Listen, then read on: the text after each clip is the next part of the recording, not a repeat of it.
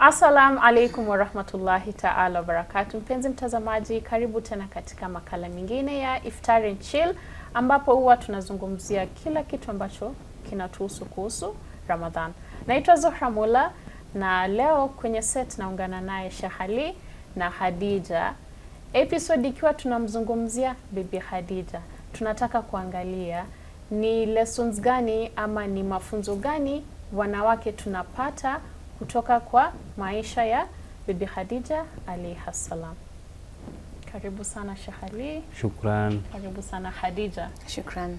What a coincidence. I know, right? My name and the name as well, alhamdulillah. Yes, mashallah. Now Bibi Khadija is one of the most powerful women in the Islamic history. Yes. And she played a very big role kuhakikisha that actually Uislamu unasimama, especially in the early days. In fact, tunaambiwa katika hadithi ya kwamba Uislamu ulisimama kwa ulisimama kwa vitu viwili, upanga wa Imam Ali alayhi salam na mali yake Bibi Khadija alayha salam. Hii inaonyesha umuhimu wake and how powerful she was. Now coming to the modern women or the 21st century we're living in. Ni mafunzo gani tunaweza kupata from her life? But before we get into the lessons and all that, maybe we can digest who actually was Bibi Khadija. Yeah. So, Assalamu alaikum. So basically when we speak about Bibi Khadija, it is quite important to understand na kuelewa sisi kama Waislamu tuko na system na watu ambao tunaona ni muhimu sana kwetu. Bila shaka Mtume Muhammad sallallahu alaihi wasallam for us is the most important person. Yes, even more than our parents. Sidhani kama ama our children. Sijui sasa tujue. Kuna daraja ya juu. Daraja ya juu kabisa. And sasa yeye kama mtu wetu, mke wake mwenye alikuwa anampenda zaidi kushinda wake wote, Bibi Khadija. Sijui kama unaelewa. Mtu mwenye tunampenda zaidi kushinda kila mtu alikuwa anapenda Bibi Khadija zaidi kushinda wake wote. Obviously wanasema there is always a competition between a daughter and mother, but that's up to the Prophet Muhammad sallallahu alaihi wasallam. Although kitu moja tuna supposed tuelewe, nadhani tutagusia pia uko mbele zaidi. Tukiangalia Bibi Khadija, kwa nini unajua kidogo watu wanakuwa confused kuhusiana na mtume kupenda mke wake. Kuna mtume kupenda mke wake kama mtu wa kawaida. Kuna mtume kupenda mke wake kama mtume. Basha, kabla hatujaingia zaidi in regards to that, can we understand like who she was before now she became like the wife to the Holy Prophet? Bibi Khadija ilikuwa anajulikana kama kutoka familia Khadija binti Khuwailid. Familia yake walikuwa wanajulikana na pesa kidogo, alhamdulillah. Sio pesa kidogo shehe. Ili ilikuwa mali kwa wingi. Mashallah. Uislamu wote shehe. Yes. Not just take pennies. The princess But of remember all Islam at the beginning it was 3 people. And then it was 40 people, 70 people. Wanasema ni better to say all Islam during that period of time. Islam, yes. Okay. Even though that's all of it, but still we are not moving governments. Alafu inasemekana yeye alikuwa asafiri kwa sababu ya biashara. Alikuwa kuna mali yake pia alhamdulillah alipata through urithi, familia, nini. Na kidogo akawa anafanya biashara. Hii mali yenye akapata, Waarabu walikuwa kuna rihlata shitai wasaif. Shita wanaenda saidi ya Yemen. Shita inakuwa nadhani winter kama sijakosea. In short, one of these seasons wanaenda saidi ya Yemen, wanashuka Yemen, na the other side uhewa ikibadilika wanapanda saidi ya Syria, Damascus, hizo sides. Wanafanya biashara, so wana trade. That's what they were doing. Because unajua huko wanasema hizo nchi ya Kiarabu, ukulima it was not their highest thing. Yes. Wasn't the main economic Yes. activity. So they were doing business. Keep in mind pia, because watu walikuwa unajua hata before Uislamu Maka ilikuwa inajulikana. Watu walikuwa wanakuja for Hajj, Yes, watu walikuwa wanakuja wanafika huko for ibada, mushrikini ndio iliingia nini, but usisahau hapo hivyo ndo kulianzishwa na Nabiullah Ibrahim. So it was a capital somehow yenye watu wanakuja na kusanyika, so business it was very important. So Bibi Khadija kitu akafanya, yeye bila shaka alikuwa na watu wake wa biashara. Siku moja akasikia kuna kijana, ama through watu wa biashara akajua kuna kijana anaitwa Muhammad, ama mwanaume anaitwa Muhammad. Allahumma salli ala Muhammad. Bado alikuwa hapo hajachaguliwa kama mtume. Inasemekana yeye baada ya kuwa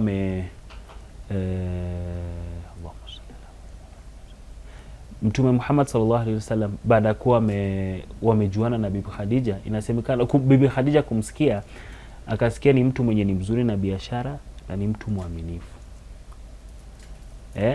Akamwamini na mali yake, akampatia mali yake. Mtume sio akakuwa anafanya nini? Anafanya biashara.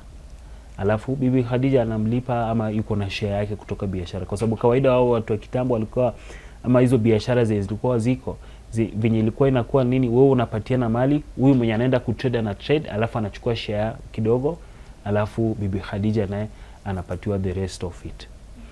Alafu baada hapo ndo akaona na Mtume Muhammad sallallahu alaihi wasallam ni mtu mashallah kutoka heshima, familia heshima, na mtu wa muaminifu. Yes. Sasa hapa hivi ndo ikhtilafu inatokezea. Baadhi wanasema yeye ndo aliapproach mtume, which we don't say something like that. Yes. First of all, kupitia baadhi ya wanawake alijaribu kujua zaidi kuhusiana na Mtume Muhammad, kudadisi. What about his uncle Abu Talib? Uncle wa Mtume? No. What about him? Like, was he not the one who maybe I'll make his references. Abu Talib was the uncle of the Prophet, right? Yes, not. And the father to Imam Ali, right? Abu Talib, yes. Abu Talib was he part of the in references ama international and the in between? Yeah. Not that I recall to wanasema nini, but the first steps it was from Bibi Khadija. Ali show interest. Oh, okay. Yes. Lakini hakushow interest hivi. Unajua zingine watu wana assume tu, unfortunately baka saa zingine kuna baadhi ya videos na trends zenye anyway. So kupitia baadhi ya wanawake kwanza ikakuwa level ya research, interest was there, but wakaangalia wakaona Mtume Muhammad ni mtu mzuri. Alafu kutoka hapo hivyo ndo kitu yenye ikakuwa how through their people wakashow ya kwamba we are interested also. Yes, si ya kwamba sisi hao wakaenda tu kumposa mtume. They showed an opening.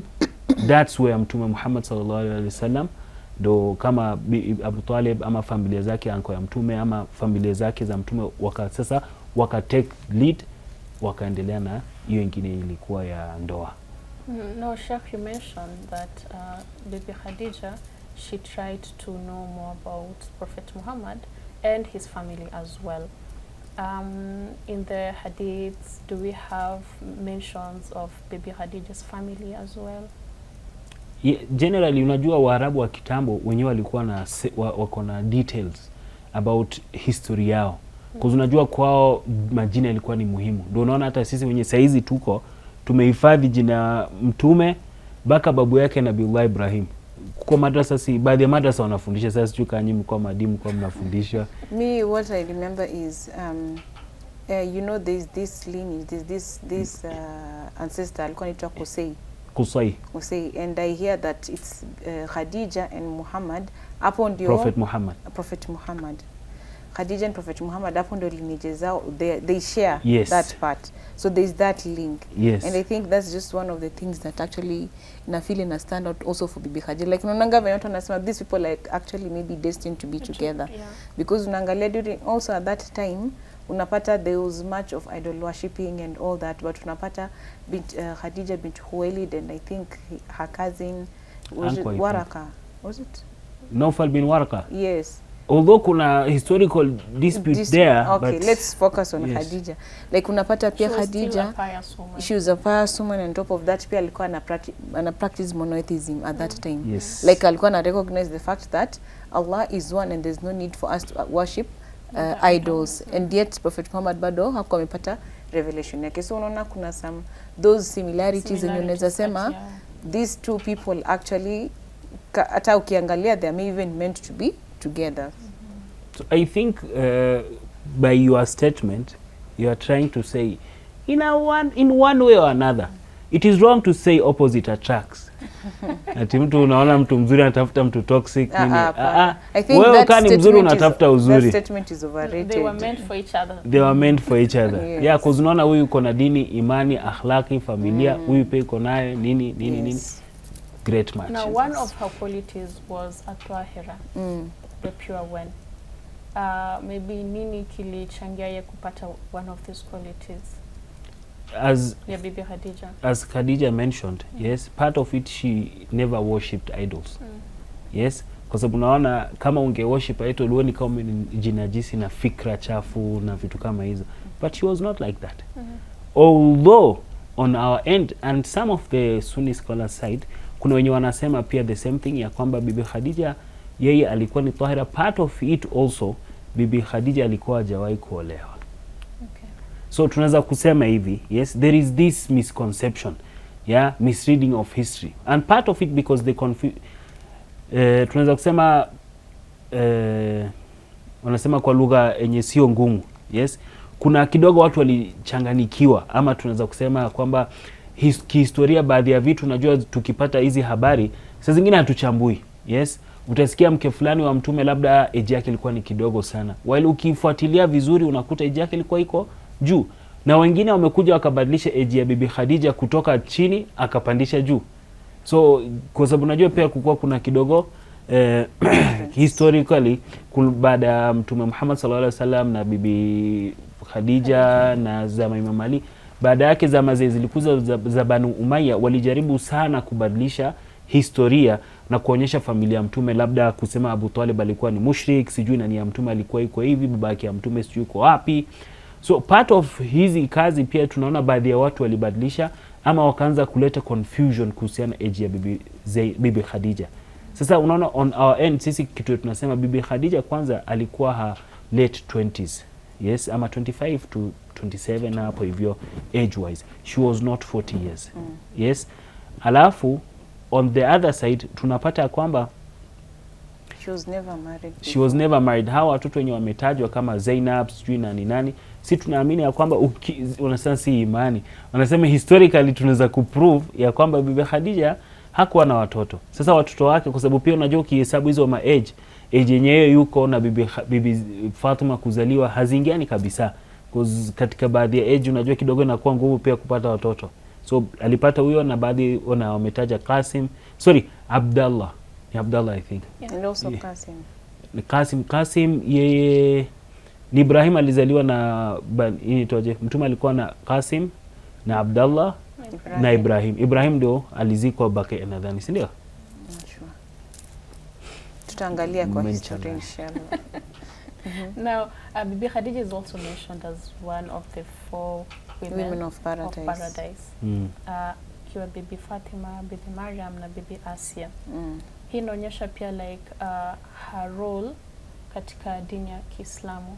So maybe mtu anaweza kuuliza nini kilichangia yeye kuwa one of the 4 women of paradise. I think before Sheikh I expand on that based on the knowledge, it's just the qualities.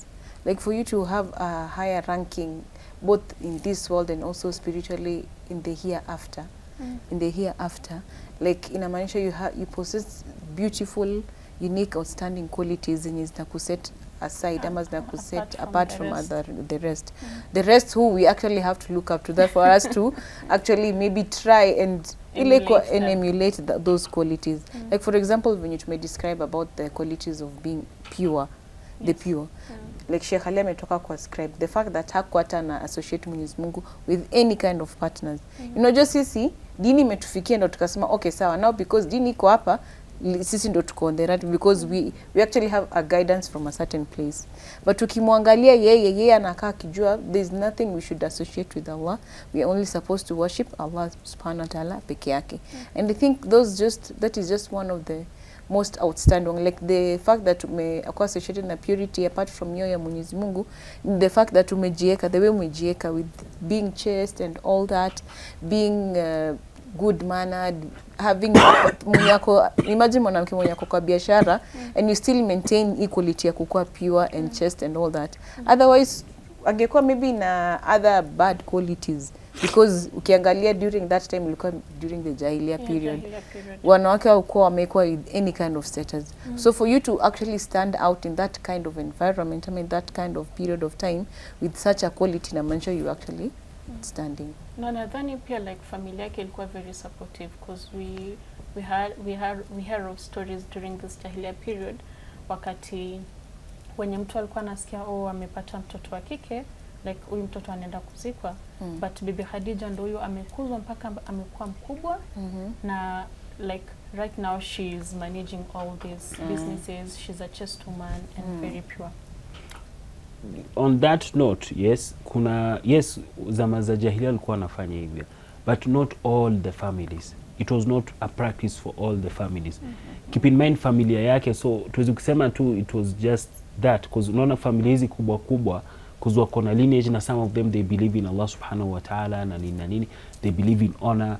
Yes, they were not doing that, and part of that kuzika watoto, it was a whole story yenye inahusiana na vita, protection of honor na vitu kama hizo, si kwa sababu ya just being random kuamua tu kufanya nini. Ukifanya hizi kusoma ya Qurani, Mwenyezi Mungu anasema shetani aliwarembeshea akawapambishia, yes, zayyana lahum, yes, kuzika watoto wao. So obviously shetani alikuwa anasema kuna pono, but kuna tu vitu twenye unajua akili yetu pia kuna namna hivi unaona, by the way, na make sense, ndio it make sense, but kuna tu vitu unaona, lakini kwa hizi familia hizo vitu zilikuwa zi make sense.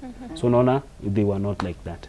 Now lastly, before we take a break, Bibi Khadija alikuwa among the first people kuamini the Holy Prophet. Imagine like mtu tu ametoka huko and then they're like, here I've received revelation, and out of the blues, like you're the first people to believe in them, especially living in a time where idol worshipping is like rampant. Like this is the thing. But here is someone selling you something that is very, very new, and you like wholly believe in them without even doubting or even what do we call this, like even questioning it. Yes. Like you just outrightly kaamini one. I think you before tatu hiyo break unasema, I think you one of the quality, one of the reasons amepatia your status, the fact that you were a wife, and not only a wife, a partner, someone, a supporter to someone mwenye amekuwa ranked as the best in the whole world. So wow, mashallah. Share your points on Khadija being the first believer in Islam. So anasema Mtume sallallahu alaihi wasallam baada ya kuwa ameenda huko Ghar Hira, Mtume alikuwa anaishi takriban, anasema alikuwa anaishi watu 4 hiyo zama. Mtume alikuwa takriban na 40 years. Yes. Mtu mwenye kwa na 40 years na saa hizo bado mmechelewa kupata watoto. Yes, ama wenye wako Mwenyezi Mungu amewachukua. Mtume ameenda ibada. Sasa Bibi Khadija katika hii zama ibada, unajua tuwezi kusema tu kuamini. Kuamini does not come just from nowhere. Certainly. Yes, they had belief yayo na kutoka Nabiullah Ibrahim. So Bibi Khadija then alikuwa anaandaa chakula, anafanya, anajua Mtume anaenda ibada. Yes. Unajua saa zingine wasema bwana yako akifunga saumu zenye sio za waja, shida yake nani amlazimisha afunge. So unaona Bibi Khadija kitu anafanya, anaandaa chakula, alafu Imam Ali alikuwa anampelekea. So Imam Ali alikuwa anajua mahali penye Ghar Hira iko na penye Mtume anafanya ibada. Imagine this was going on for a very long time. Siku moja ndio hiyo kadhia ikatokezea, Jibril akamtokezea Mtume Muhammad sallallahu alaihi wasallam. Mtume Muhammad akajua kwamba yeye ni mtume. Bila akashuka akaenda akaambia familia yake ya kwamba nimeona hivi na hivi, na hao wakaamini.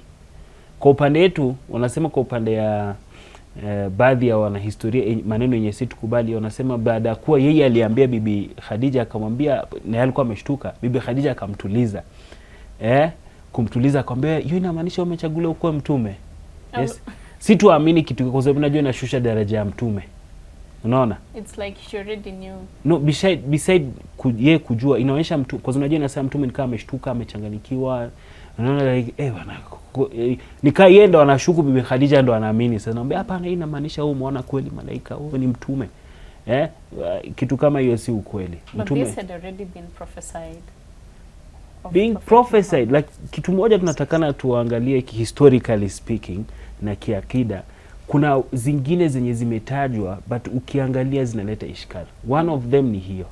kwa sababu hii inashusha daraja ya mtume. Incident kama hii kama ni ukweli inaonyesha mtume amepatia utume na yeye ajui, yeye anashtuka, yeye anaogopa malaika. Unaona, while in reality yeye baada ya kupata ujumbe, ndio bila shaka ujumbe ilikuwa ni nzito. Ndio hata baadhi ya madrasa ya Kisuni, baadhi ya watoto wakifika huko wanafinywa, anasema mtume alisikia uchungu sana, sasa hizi aya alipokea. Unaona, so wapate share pia hiyo uchungu, wajua uzito. Alafu so Bibi Khadija, kwa hiyo nyumba alikuwa kuna nani? Bibi Khadija. So ndio inasemekana akakuwa mwanamke wa kwanza kuamini. Bila shaka mtu wa kwanza kabisa ni Mama Ali, mtu mwenye anampelekea chakula, yeye ndo anafuatilia. Ni kama yeye amelelewa katika hiyo environment. Tuko ni Mama Ali. Alafu takriban na Bibi Khadija tushamtaja. So hao watatu na ndo wakaswali pamoja, wakafanya ibada. Kwa muda mrefu sana ilikuwa tu ni hao. Baka Mwenyezi Mungu Subhanahu wa Ta'ala akawapatia nini? Akasema sasa polepole anzeni kufanya nini? Fanyeni tabligh inshallah. Okay. In 2 levels though. Yes, in which we'll get to understand more about not that. Today. Yes, not today, but inshallah we'll see how we can learn more about that. Mpenzi mtazamaji, we've come to the end of our first segment yenye tulikuwa tu tunaangalia Bibi Khadija alikuwa nani, maisha yake kabla hajakuwa mke wa the Holy Prophet alikuwa nani. When we come back, tutaangalia ama tutacompare sisi kina mama wenye tunaishi in the 21st century. Other lessons tunaweza kujifunza kutokana na maisha ya Bibi Khadija. See you after the break.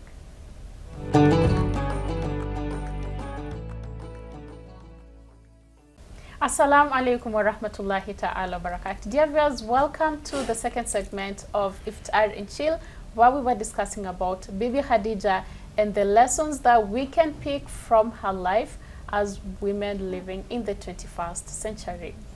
Karibu sana Sheikh, karibu sana Khadija. Now in the first segment tumezungumzia Bibi Khadija alikuwa nani. Now in this second segment nataka tuangalie maisha ya Bibi Khadija vis-a-vis the current woman. Yeye Bibi Khadija kama mama, Bibi Khadija kama wife. A wife, bibi ama mke. Yes. Bibi Khadija kama mke, Bibi Khadija kama mwanabiashara and all those aspects. Sisi ni nini tunaweza kujifunza kutoka kwake? I think tunaweza pale nyumbani. Yeah, Bibi Khadija being a wife to the Holy Prophet, kabla tuzungumzie yeye kwa mama kwa Bibi Fatima and then the other kids. I think before she was both of them, she was what first? A daughter. A daughter. And before, after being a daughter, what was she next before she was a wife and a mother? A friend. Okay. That's not it. She was a businesswoman. Before she was a mother, before she was a wife.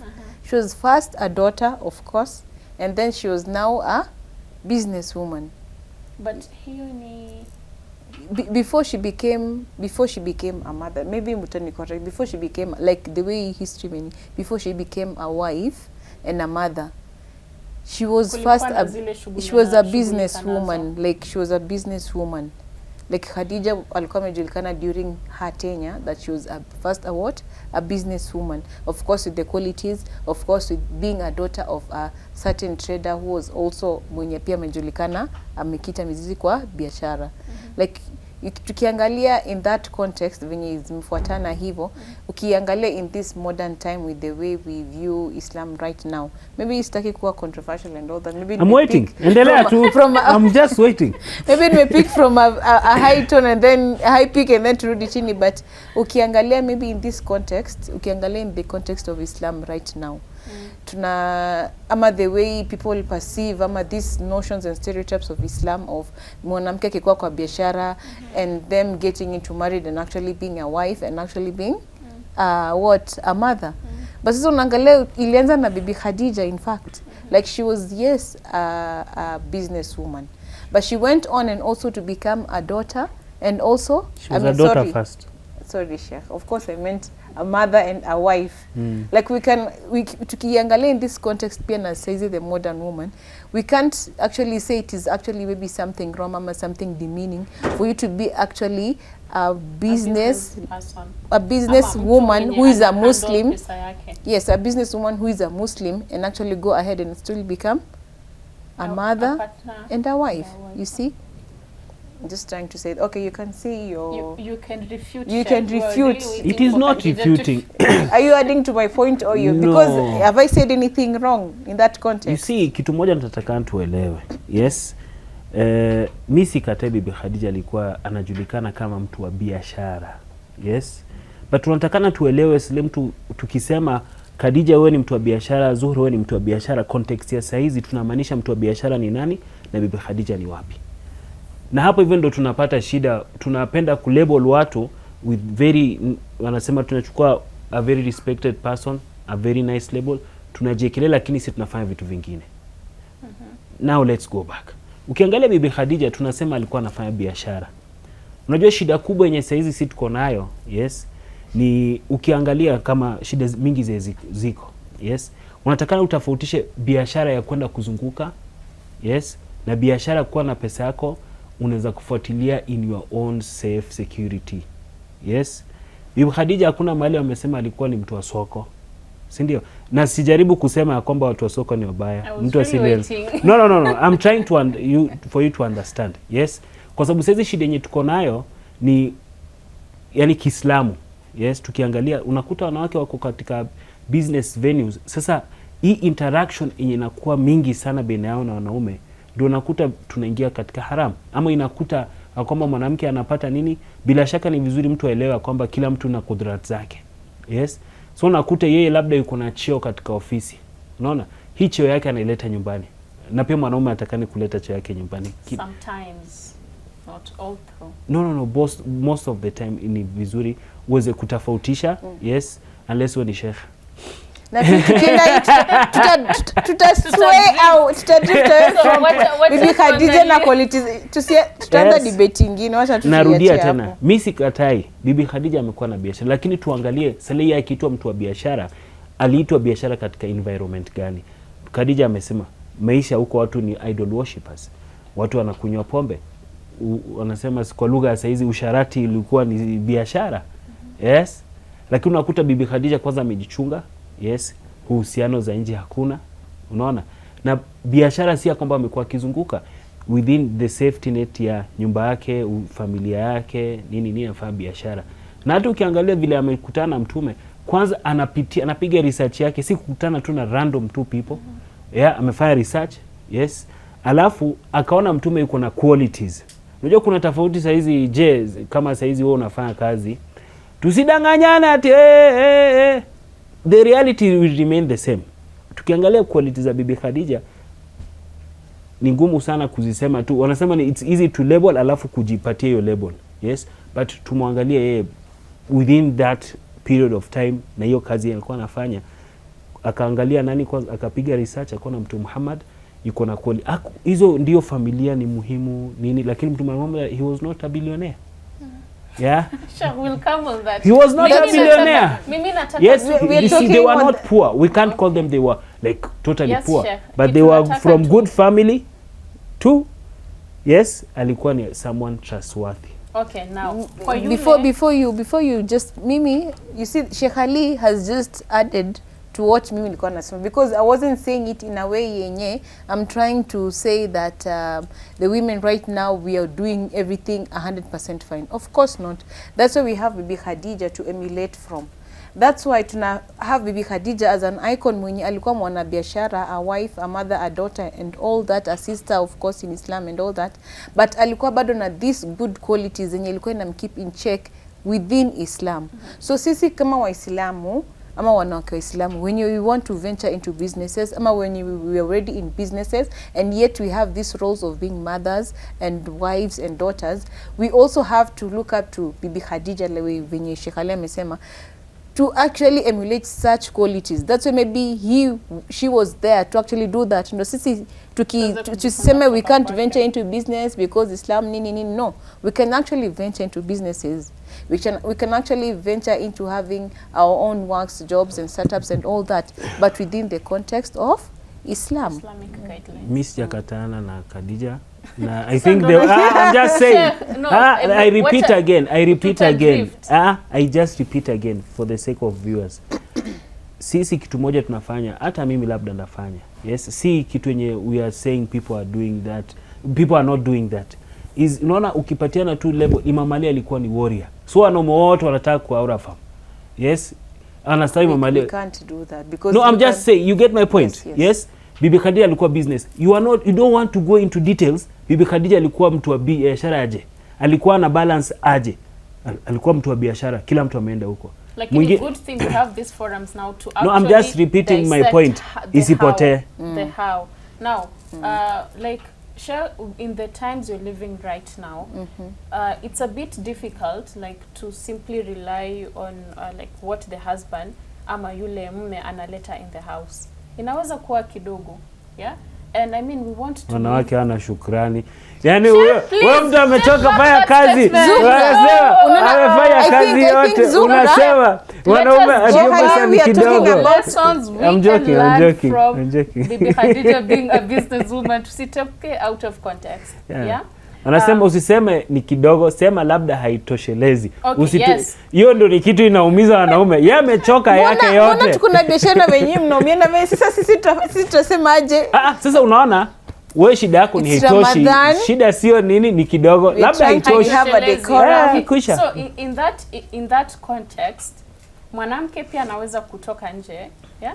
Kuweza kutafuta kama vile Bibi Khadija was also doing. Alikuwa atoki nje kutafuta. Sheikh Ali tukisema no, we are not seeing it in a literal way. Yeah. That's what nimetoka kusema. Bibi Khadija hata Mwenyezi Mungu akona reasons ya some things because ukiangalia in that way like okay, so this actually happened for us to have an easy task, an easy way tusikue confused ama anything.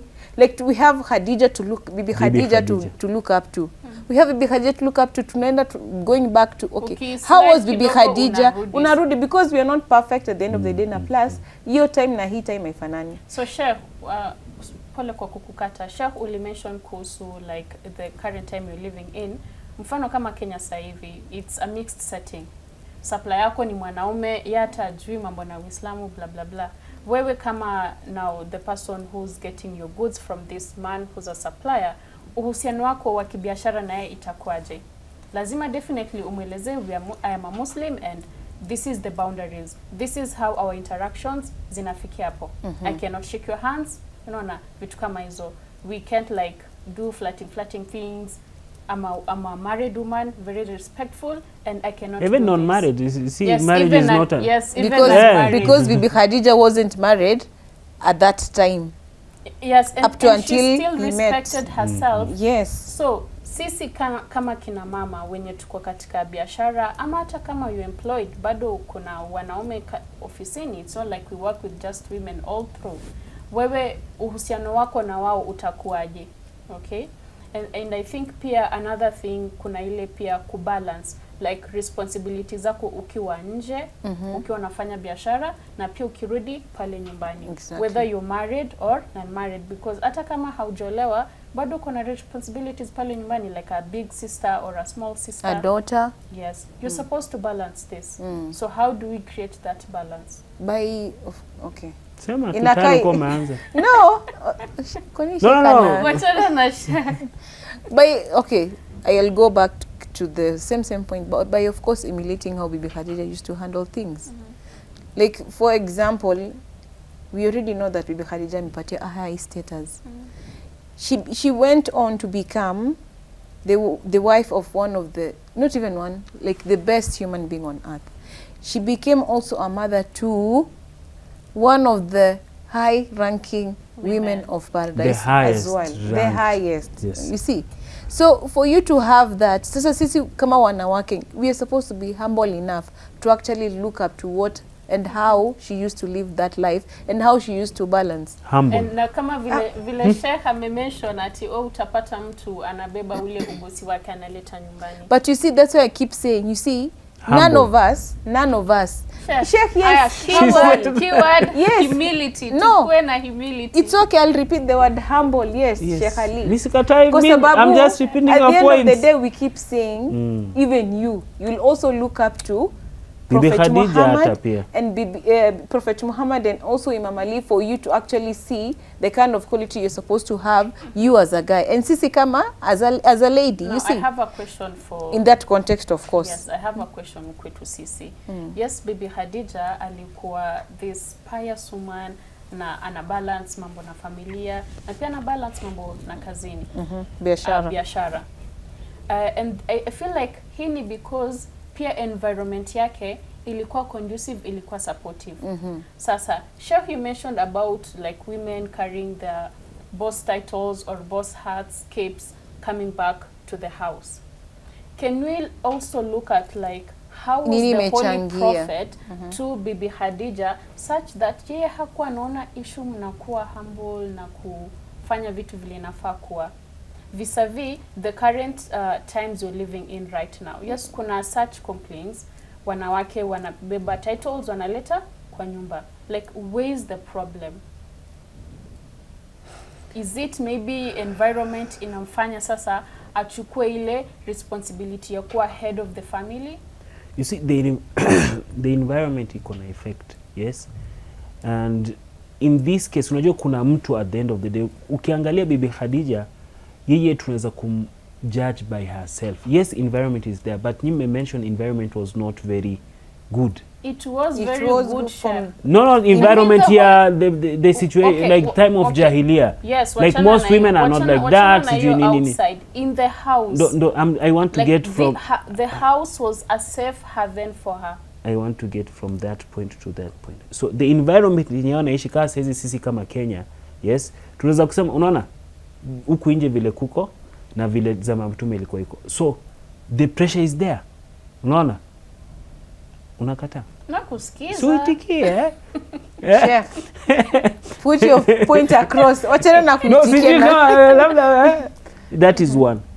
Vile nimesema kwamba environment ya nje. Kwa sababu sisi hao, tusijidanganya ati environment tu ni ya ndani.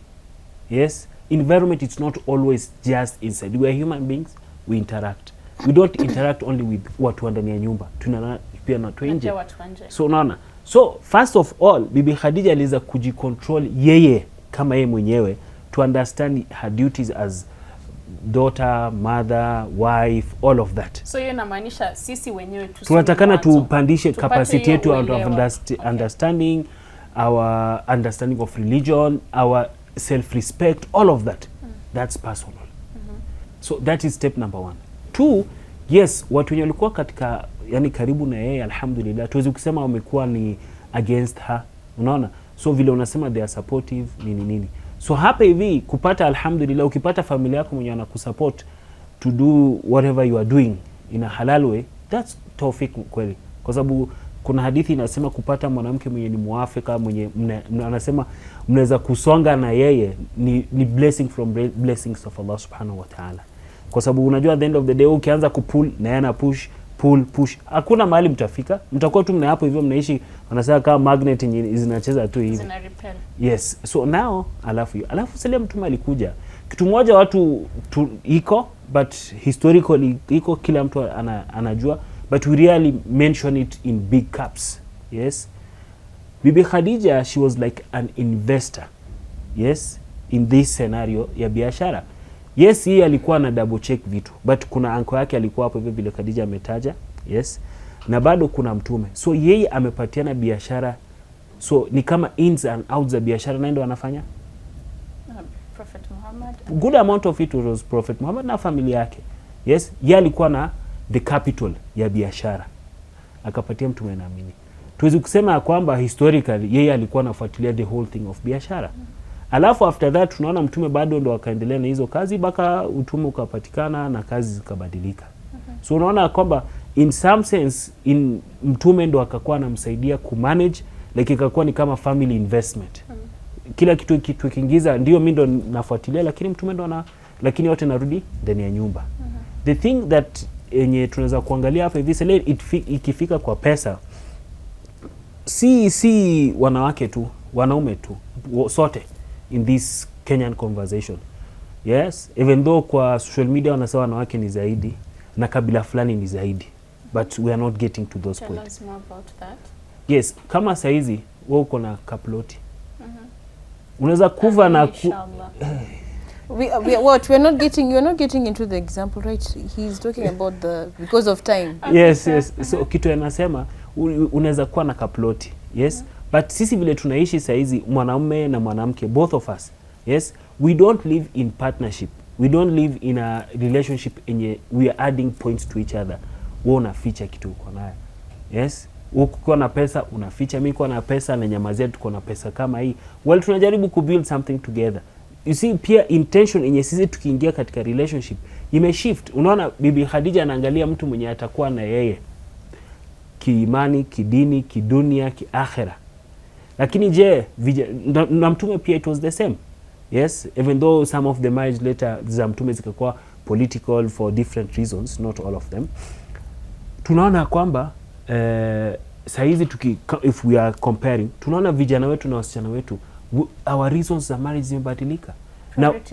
Priority imeshift. Na pia ukiingia katika relationship, we are not together. Kila mtu ni kama anajaribu kuangalia tu faida yake na points zake na nini.